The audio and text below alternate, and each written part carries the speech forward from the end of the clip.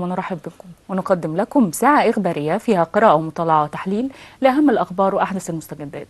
أسعدنا نرحب بضيفنا في الاستوديو الكاتب الصحفي حسن بديع. أهلا بحضرتك. أهلا بك يا فندم. وإليكم مشاهدينا أهم الأخبار. تقدم الرئيس عبد الفتاح السيسي رئيس الجمهورية قائد الأعلى للقوات المسلحة الجنازة العسكرية التي أقيمت للراحل المهندس شريف إسماعيل مساعد رئيس الجمهورية ورئيس مجلس الوزراء السابق، وذلك بمنطقة المراسم العسكرية بمسجد المشير طنطاوي في القاهرة الجديدة. وقدم الرئيس السيسي واجب العزاء لأسرة الفقيد، مشيرا إلى أن المهندس شريف إسماعيل يعد أحد الرموز الوطنية المضيئة، وقدم مسيرة حافلة بالعمل والعطاء بكل إخلاص في مرحلة دقيقة من عمر الوطن، الأمر الذي يعد محل تقدير بالغ من مصر وشعبها العظيم. من أسرة أخبار القاهرة بخالص العزاء للفقيد وأسرة الفقيد، رجل عظيم حقيقة تولى رئاسة وزراء مصر في فترة مهمة جدا من عمر الزمن، مثلما صرح الرئيس عبد الفتاح السيسي. يمكن الدكتور شريف إسماعيل في 15 أو 12 سبتمبر تحديدا 2015 بتشكيل الوزارة، وكان قبلها يشغل منصب وزير البترول في وزارة حازم الببلاوي. لكن الحقيقة كان وقت صعب جدا، ومصر كانت خارجة من مرحلة دقيقة، واستمر إلى 2018. قدم الكثير والمشروعات كانت هامة جدا. يعني نتكلم عن رجل عظيم تحمل المسؤولية في وقت دقيق. الله يرحمه طبعا، وكان أحد رموز البترول والتعدين في مصر، وأحد الرموز الإدارية والفنية الوطنية في مجال البترول ومجال الثروة المعدنية، وقام بواجبه على أكمل وجه، سواء في هذا القطاع الهام الحيوي أو من خلال موقعه كوزير بترول في حكومة انتقالية وفترة صعبة للغاية مرت بها مصر، وفترة ثورتين، وده شيء صعب كتير، ثم من خلال توليه رئاسة الوزراء وقيادته للبلاد في مرحلة حرجة وحساسة جدا. ولولا ظروف المرض القاسي ما كان ترك منصبه كرئيس وزراء في وقت يعني يعتبر قصير نسبيا. والحقيقة الرجل قام بواجبه الوطني لآخر لحظة في حياته، وكنا يعني بنشوفه في العديد من الاحتفالات بعد طبعا رغم الظروف المرضية طبعا كان لا يتوانى عن الظهور في أي مناسبة وطنية عندما تسمح الظروف الصحية بذلك، فليرحمه الله ويدخله فسيح جناته إن شاء الله بإذن الله. الرئيس مع اتحاد الصحفيين العرب في الأمانة العامة الجديدة، يمكن تم تأسيسه تحت حرية ومسؤولية، وهذا ما نادى به الرئيس عبد الفتاح السيسي. سنوات طويلة اتحاد الصحفيين العرب يمكن بتواجهنا أزمات أكثر من أي وقت مضى منذ تأسيسه، دولية وعربية وإقليمية منذ الخريف العربي حتى الآن. تعالي حضرتك. هو طبعا مهم قوي هذا اللقاء اللي تم، مهم قوي ان القاهرة تعود كما كانت دائما مقرا للعمل الشعبي العربي من خلال الروابط والتنظيمات والاتحادات العربية. والقاهرة الشعبية العربية هامة جدا وضرورة لدعم القاهرة الرسمية العربية، وهذا اللقاء هام جدا. ومصر دائما كانت موطن ومكان لكل التنظيمات الشعبية العربية، وهذا الاجتماع الهام جدا والحيوية الجديدة، الدماء الجديدة اللي تم دفعها في اتحاد الصحفيين العرب بنشاطه، ولدينا في القاهرة اتحاد المحامين العرب وكثير من الاتحادات العربية الأخرى. ده أمر ضروري جدا في تحقيق تلاحم شعبي عربي نحن في أمس الحاجة إليه في هذه المرحلة الدقيقة الحرجة التي تمر بها أمتنا العربية، وفي ظل الأزمات المتفاقمة والمتصاعدة في كل مكان من حولنا، سواء في العالم الخارجي أو في وطننا العربي. والكلام اللي دار في اللقاء كان كلام مهم جدا، التأكيد على الحرية والمسؤولية. لا حرية بدون مسؤولية، ولا مسؤولية يمكن أن تكون هناك مسؤولية دون حرية. هذا الشعار لخص طبيعة ورسالة الصحافة العربية والإعلام ككل، مش الصحافة بس، إن لابد يتمتع بقدر من مساحة من الحرية ويتمتع بقدر عالي من المسؤولية، وإن ده الضمانة الوحيدة لدور إعلامي تنموي وطني قومي عروبي حقيقي يواجه ويتصدى للمشاكل والتحديات والأخطار بوعي والتزام وثقافة وذكاء وانتماء. هذه مسائل أساسية وضرورية لا غنى عنها للإعلام حتى يؤدي دوره. كلام كان واضح جدا.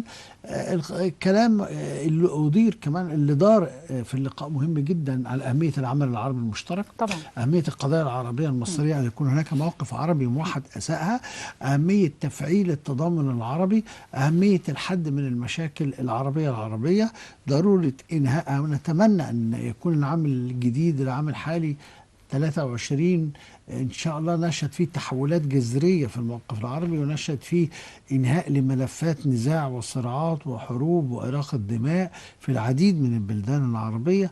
يعني هذا اللقاء جميل ومبشر ومفرح، وأنا أتمنى أن يعقد باستمرار لقاءات بصفة دورية للروابط والاتحادات العربية في القاهرة وعلى مدار العام.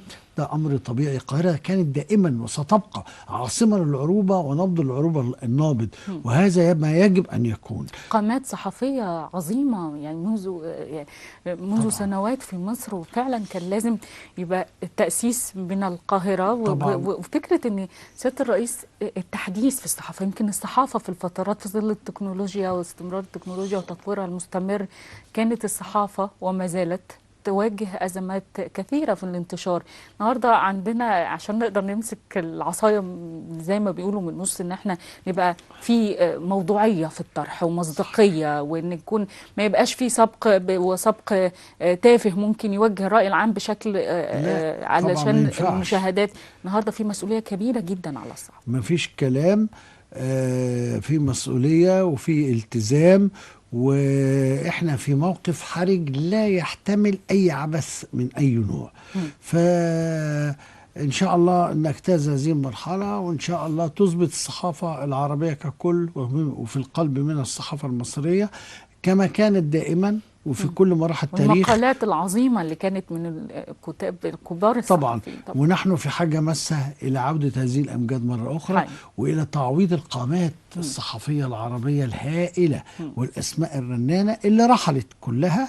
وإن شاء الله تعود الصحافة العربية إلى مجدها مرة أخرى، وتعود الصحافة المصرية إلى ريادتها مرة أخرى بإذن الله. يمكن من الشأن العربي واتحاد الصحفيين العرب إلى زيارة هامة، وهي زيارة رئيس وزراء رومانيا واستقبال الرئيس بالغة الأهمية في هذه المرحلة بالذات. أولا في علاقات طيبة. عارفة حضرتك متخصص في الشأن الروسي، وهي يمكن رومانيا قريبة جدا. أكيد. احنا أولا لدينا علاقات طيبة جدا مع رومانيا من خمسينيات القرن الماضي، من العلاقات اللي بتعتبر نموذج في العلاقات بين دولة أوروبية ودولة عربية. العلاقة وثيقة والتقارب شديد والتشابه شديد بيننا وبين رومانيا في كثير من الأمور. 117 سنة علاقات. ده لا أكتر من كده بكتير يعني حسب التقريب. لا يعني هي العلاقات الدبلوماسية والسياسية بيننا وبينهم من خمسينيات القرن الماضي. رومانيا دولة مفيدة لنا جدا اقتصاديا على فكرة. زيارة الرئيس لها كانت قوية ومثمرة سنة 19 وناجحة، وزيارة الرئيس الروماني لمصر سنة 21. هذا اللقاء يعتبر امتداد واستكمال للقاءات الرئيسين.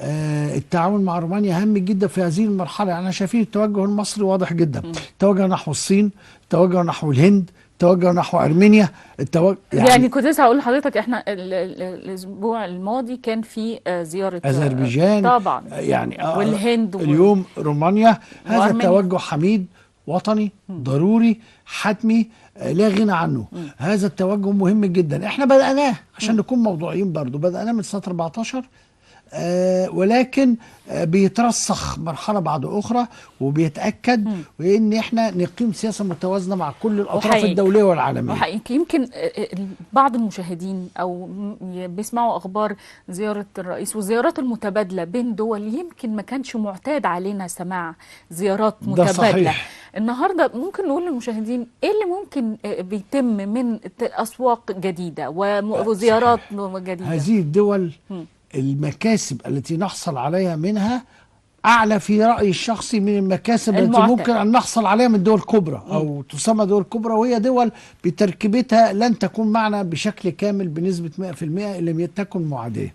لكن هذه الدول في افاق هائله للتعاون معها، ولدينا تاريخ مشترك معها، ولدينا يعني تاريخ سوابق ثقافي تاريخيه كمان طبعا. ثقافيا وعلميا واقتصاديا وسياسيا وشعبيا، وبيننا مجالات عديدة لإشادة، في مجال البترول تعاون وثيق، في المجال الزراعي، في المجال الرياضي، والطاقة. في الطاقة، في كل شيء. فالتعاون مع أرمينيا، أذربيجان، رومانيا، بلغاريا، هذه الدول، دول الاتحاد السوفيتي القديم، الهند، الدول الآسيوية، التوجه نحوها، الصين وغيرها. والعلاقات المتوازنة حتى مع باقي الأطراف طبعا مع العالم كله.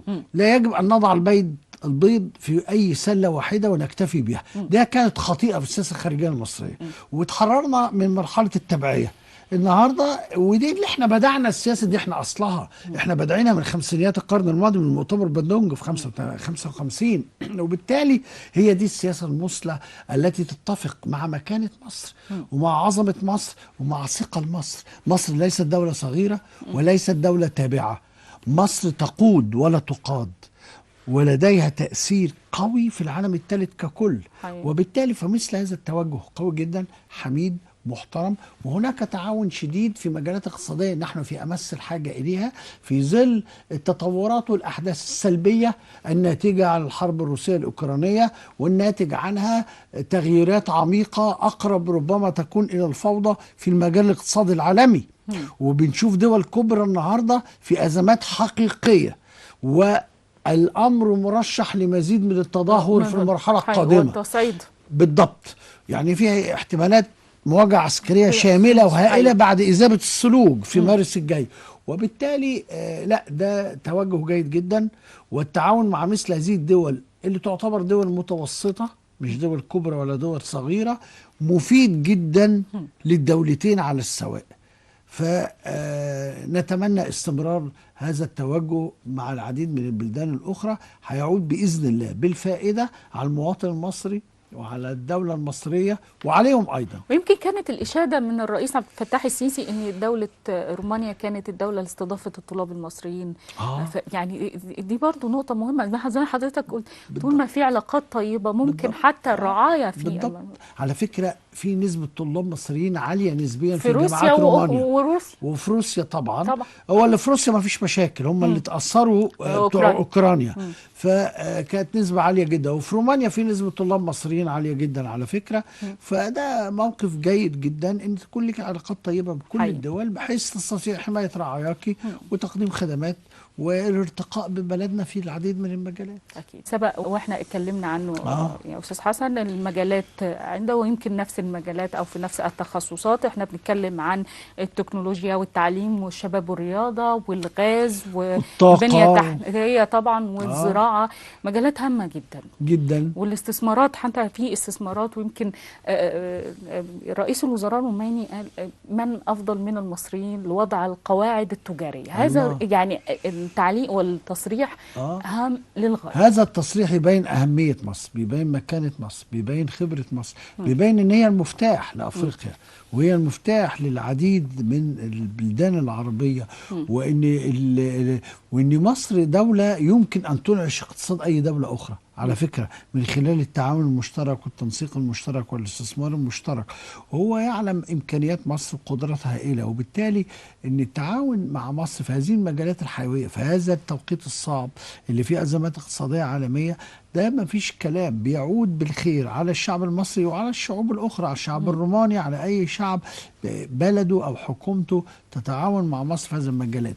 هذا الكلام الروماني يؤكد التقدير الكامل لمصر والفهم الصحيح للدور المصري والإمكانيات المصرية، وأيضا يؤكد عمق ومتانة العلاقات بين البلدين، بين مصر وبين رومانيا. زي ما أنا قلت لحضرتك من شوية، هي نموذج، يحتذى به في العلاقات بين دولة عربية ودولة أوروبية.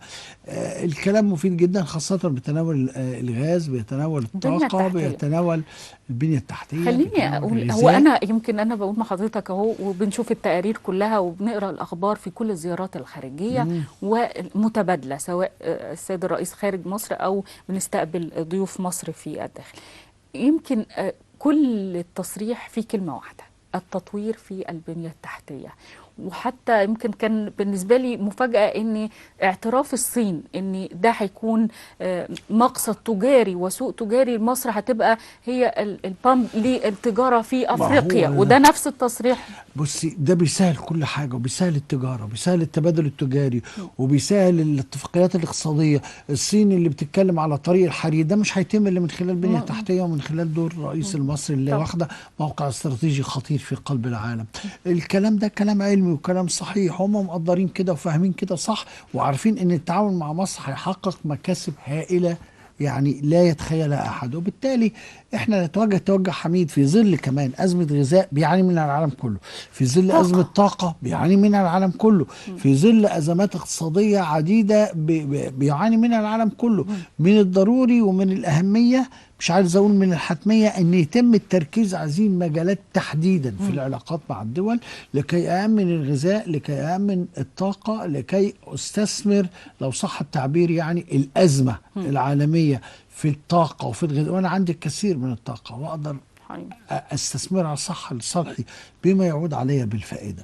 ما يجري امر هام جدا وضروري، ويساعد مصر على الخروج من عنق الازمات الاقتصاديه المتتاليه اللي بيعاني، زي ما بقول لحضرتك العالم كله بيعاني منها، مش احنا لوحدينا، في ازمه الغذاء وفي ازمه الطاقه تحديدا. خليني اخد من كلام حضرتك، وده موضوع اهم للغايه في الازمات. يمكن كل دول العالم، وكان في دول طبعا عندها رؤيه يعني من غير ما اسمي باسمائها، فكره الزراعه، وهي افريقيا هي سله غذاء العالم، تحديدا السودان طبعا. النهارده بعد الازمات اللي حضرتك بتتكلم فيها، فكل كل الدول اتجهت انظارها الى افريقيا، وهي مصر بوابه افريقيا. صحيح. ازمه الطاقه، مصر بقت الحقيقه بعد الاكتشافات الاخيره في الغاز الطبيعي، صح. مصر بقت بامب لتوزيع الطاقه والغاز الطبيعي اللي صحيح. دول اوروبا النهارده في اشد الازمات صحيح. بالنسبه لها. فهل ممكن نقول ان موقع مصر كمان قناه السويس وكل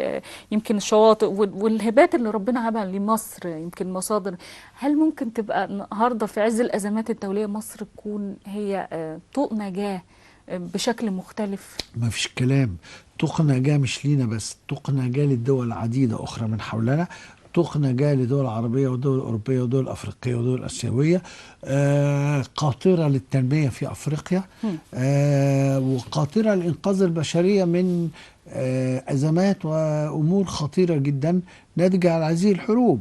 لا ننسى لحظة أننا ممكن أن يعني نشهد أن العالم قد دخل في حرب عالمية بكل ما تحمله الكلمة من معنى، وهذا أمر واضح وممكن وارد في ظل التصعيد المتبادل بين روسيا وبين حلف الناتو وبين أمريكا، وفي ظل أن ممكن الأوضاع الدولية تنقلب انقلابا خطيرا. ومن هنا في أن كل دولة بتدور على مصلحتها الآن، وبتدور على تأمين احتياجاتها وتأمين احتياجات شعبها. ما يحدث الآن أمر طيب جدا، إن احنا نركز على الدول القريبة والدول الصديقة والدول المتوسطة والدول اللي علاقتنا بها طيبة، ونركز على الاستثمار الجيد فيما هو متاح لدينا من موارد وإمكانات، وفي هو متاح لنا أيضا من انطلاقات في مناطق نفوذ طبيعية لمصر، زي أفريقيا، زي البلدان العربية، زي حوض البحر المتوسط. ده أمر طبيعي، زي علاقات تاريخية قوية جدا مع الدول الآسيوية والنمور الآسيوية. كل هذه الأمور بالهدف منها في النهاية أن مصر تنجو من الأزمات المتلاحقة التي تخيم على العالم، وتؤمن نفسها بقدر المستطاع في ظل احتمالات حرب عالمية طبعا. حقيقية الآن تدور على استحياء، ولكنها يمكن أن تدور بشكل واسع وبشكل واضح جلي في المرحلة القادمة. وتيرة التصعيد مستمرة. لا إن شاء الله يسلم العالم، والمواجهات مستمرة. وأنا أقول إنها معركة مصيره معركة حياة أو موت. روسيا لن تسمح بهزيمتها، والناتو لن يسمح بهزيمته. وفي حالة انتصار روسي ساحق ماحق، وهذا وارد في موضوع أوكرانيا، العالم كله هيتغير، هيخش في مرحلة خطيرة جدا يجب أن نكون مستعدين ليها. وأعتقد ما يجري الآن هو جزء من هذا الاستعداد، ويجب على كل دولة عاقلة أن تكون مستعدة لهذه المرحلة. الصناعة والاستثمار والزراعة، لكن طبعا مرتبطين بارتباط وثيق، وارتبطين بالتنمية بشكل كبير بالتأكيد. وإحنا محتاجين مزيد من الصناعة ومزيد من التركيز على الجانب الصناعي. الصناعة هي قاطرة التنمية، الصناعة هي التي ممكن تنقل أي بلد في العالم نقلة أخرى تماما. إحنا في أمس الحاجة إلى مزيد من الجهود في المجال الصناعي، ومحتاجين ننشئ كل أسبوع، مش هقول كل يوم، مصنع جديد. حقيقي. وده في حل جذري للبطالة، في حل جذري للاقتصاد، يجعلنا نتمتع بقوة ذاتية، نركز على مواردنا الخاصة، نستطيع أن نقف على أقدامنا، يكف شوية الطلب على العملة الصعبة والعملة الأجنبية. أقدر أصدر. أزمة الجمارك وطبعا يعني بالضبط كان أزمة كبيرة. لكن النهاردة لما بيبقى في توجيه من الرئيس عبد الفتاح السيسي والدكتور مصطفى مدبولي بتسهيل الإجراءات، وفكرة ان لازم يكون في جهة واحدة بس هي اللي ممكن توافق على التراخيص، لكن ممكن يبقى على أرض الواقع ده خطوة طيبة وفي المجال الصحيح. وأنا في تصوري مطلوب مزيد من الخطوات وفي تصوري المتابعة. ومعلش يمكن مطلوب أيضا قدر من الردع لمن يعرقل أحييك ولمن يوقف. احنا مش محتاجين عرقلة، والبلد مش مستحملة عرقلة. اللي هيعرقل سواء قاصد او غير قاصد، بإهمال بغير إهمال، بتعمد بغير تعمد، في تقديري قد يصل إلى مرتبة الخيانة الوطنية. في هذه المرحلة حرجة حساسة جدا، وبالتالي احنا محتاجين قدر من الردع يمنع كل متباطئ أو كسول أو متآمر أو مغرض يوقف التنمية ويوقف التصنيع ويوقف الاستثمار. يعني أستاذ حسن، لما بتقعد مع الصغار عاملين بالصناعة يعني وصغار الاقتصاديين، تتكلم في كم روتين وورق مطلوب زي ما حضرتك عرقلة رغم التوجيه المستمر من الدولة بتسهيل الإجراءات. التوجيه جيد، لكن معاه لابد من قوة رادعة. أنا مؤمن بكده عشان تمشي الأمور، والقيادة اللي بتعرقل تتشال على طول، مفيش هزار. واحنا شفنا يمكن مبادرة ابدأ اللي كان جت في احدى مؤتمرات السيد الرئيس، وشفنا نماذج مشرفة من شباب بدأوا حياتهم طبعا. والحقيقة على فكرة شبابنا بخير وبلدنا بخير وشعبنا بخير وعندنا امكانيات هائلة، ونتمنى يبقى في اكتفاء ذاتي في الصناعة. يا ريت، هو ده المستهدف الآن.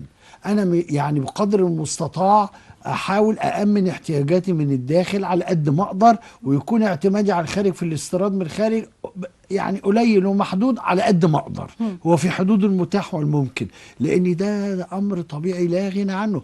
في لحظة ممكن حركة التجارة العالمية تقف يا إخوانا، في لحظة ممكن يبقى في صعب للنقل المواد الغذائية أو بتاع بين البلدان المختلفة. كل شيء وارد وكل شيء ممكن. هو إيه الصعب؟ يعني إحنا مثلا قرار عدم استيراد والله ده قرار كان رائع، عدم استيراد فانوس رمضان يعني، وكانت الناس اللي بيشتغلوا الهاند ميد فانوس رمضان بيصنعوا في هاند ميد كانوا خلاص ابتدوا يقفوا، رجعوا اشتغلوا تاني. احيي الصناعات الداخليه والصناعات الخاصه والصناعات الصغيره. نشوف الصناعات الصغيره محتاجه ايه ونعملها، اشغل الورش تشتغل واشغل الناس، هو ده المفروض. يعني فانوس ايه اللي استورده ويميش ايه اللي اجيبه من بره والكلام فاضي. اوفر العمله الصعبه لرغيف الخبز، اوفر العمله الصعبه للفول، للازمات. الله هو في ايه طبعا أيوة. فروق الاسعار الرهيبه بالضبط. ولازم اشوف صرفه مع التجار. السعر السلعه الواحده بيزيد 3 مرات في اليوم، معقوله الكلام ده الصبح والظهر وبالليل؟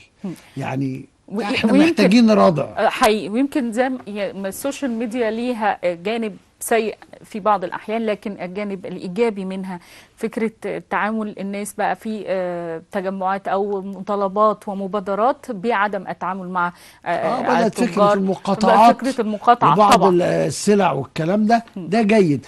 تنمية الوعي الجمعي مهم، تنمية الوعي الشعبي ووعي المقاومة أزاء ظواهر الاستغلال حقيقي. والإتجار بالشعب وبقوته وبأمنه مهم جدا. ان يكون في وعي شعبي ده مهم جدا، ان يكون في حركات مقاطعه ده مهم جدا، مع الرقابه والردع. دايما هطالب بالرقابه والردع في كل المجالات، لاني والمتابعه. بالضبط، الرقابه والردع والمتابعه. بالضبط. الشكر موصول لأبطال وزارة الداخلية بكافة الأجهزة والإدارات، ويمكن زي ما حضراتكم تابعتوا في تقرير هام للغاية النتائج الإيجابية خلال شهر. زي ما حضرتك متعود معانا بنعرض النتائج، والحقيقة أرقام مفزعة، لكن تحقيق الأبطال لوزارة الداخلية وتحقيق الأمن والأمان داخل هو بيبين أن الشرطة من الهيئات القليلة اللي في الدولة المصرية اللي في حالة حرب مستمرة لا تتوقف. يعني ما عندهاش هدنة، شغال على طول 24 ساعة في حرب مستمرة لا تتوقف، مع قوى الفساد والمخدرات والأخطار اللي بتواجه البلد وبتهدد أمنها، ومع كل أنواع الخروج على القانون وما أكثرها. التقرير ده بيبين ذلك، الأرقام الرهيبة بيبين ذلك. كمية السلاح المضبوط ده شيء خطير جدا، لأن السلاح ده غالبا، مش غالبا، ده أكيد هيستخدم فيما هو مخالف للقانون. كمية المخدرات اللي بتأكد أن البلد دي وشبابها مستهدف بقوة من الخارج ومن الداخل، وأن هذه التجارة المحرمة يجب أن تنتهي تماما وتسحق يعني. ويجب برضو الردع، هنقول الردع مع هؤلاء الناس المجرمين دي. كل دي جرائم خيانة وطنية على فكرة للبلد. وبالتالي يعني طبعا التحية واجبة، بس التحية لا تكفي. يعني أنا لما بحيي الشرطة ببقى مكسوف خجلان والله، لأن التحية مش كفاية. يعني دي ناس بتقدم أرواحها، بيقدموا شهداء، بيدافعوا عن البلد، بيوجهوا ضربات استباقية لمنع كثير من الكوارث. تخيلي بقى لو الحاجات دي كلها اتسربت، السلاح والمخدرات والكلام ده كله اتسرب، تخيلي هيبقى ايه الوضع في البلد. لو احنا نحب نطمن المجرمين ان احنا زي ما بيبقى في يعني في تكنولوجيا مستمره، التحديث المستمر طبعا في التدريب والاسلحه والاجهزه المستخدمه لضبط الخارجين عن القانون لا تتخيلوها. التدريبات شفت حضرتك، انا الحقيقه فخوره بيهم جدا. النماذج النسائيه اللي في الشرطه اللي تم ما شاء عرضها الله. وده اضافه تطوير على فكره لعمل الشرطه. ده مهم جدا جدا، وبقينا على مستوى عالمي في السكه دي على فكره. المجال ده عندنا شرطه نسائيه لا تقل عن مثالتها عن شرطه نسائيه اخرى في اي بلد متقدم. وده مكسب كبير جدا وتطوير كويس قوي قوي قوي. فيعني ربنا طبعا كل يكرمهم، التحيه ليهم، ربنا يحفظهم ويحميهم ويحمي وطننا الغالي مصر ان شاء الله. بشكر حضرتك جدا لوجودك معانا في طبعا في درجات الحراره المنخفضه. المصري، تلفزيون الشعب المصري. اشكرك اشكرك جزيل الشكر، وبرحب يعني رحبت بيك مره ثانيه. اشكرك على وجودك معنا الكاتب الصحفي حسن بديع، وبشكركم مشاهدينا.